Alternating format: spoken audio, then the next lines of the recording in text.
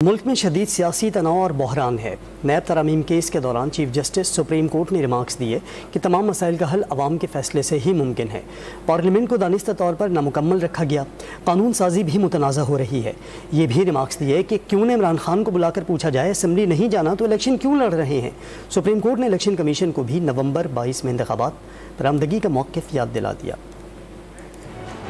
کیوں نہ عمران خان کو بلا کر پوچھا جائے کہ اسمبلی نہیں جانا تو الیکشن کیوں لڑ رہے ہیں۔ چیف جسٹس عمر عطا بندیال نے نیب ترامیم کے خلاف کیس میں درخواست گزار اور chairman P T I Imran Khan کو طلب کرنے کا عندیہ دے دیا۔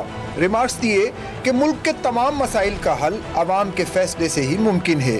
موجودہ پارلیمنٹ کو دانستہ طور پر نامکمل رکھا گیا ہے۔ موجودہ پارلیمنٹ سے ہونے والی قانون سازی بھی متنازع ہو رہی ہے کہ موجودہ حکومت کے قیام کو 8 ماہ ہو چکے ہیں۔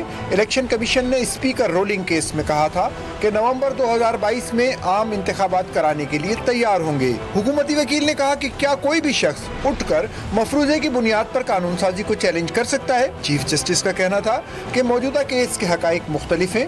ملک کی سب سے بڑی سیاسی جماعت کے سربراہ نے نیب ترامیم چیلنج کی ہیں۔ ملک میں شدید سیاسی تناؤ اور بحران ہے۔ دوران سماعت نیب نے بھی اپنی رپورٹ جمع کرا دی، جس میں بتایا گیا کہ تحریک انصاف کے دور حکومت میں 2019 سے 2022 تک آصف زرداری، راجہ پرویز اشرف اور شوکت ترین سمیت 50 ریفرنسز واپس ہوئے۔ جسٹس منصور علی شاہ نے استفسار کیا کہ کیا یہ کہا جا سکتا ہے کہ نیب ترامیم سے استفادہ ایک مخصوص طبقے نے حاصل کیا۔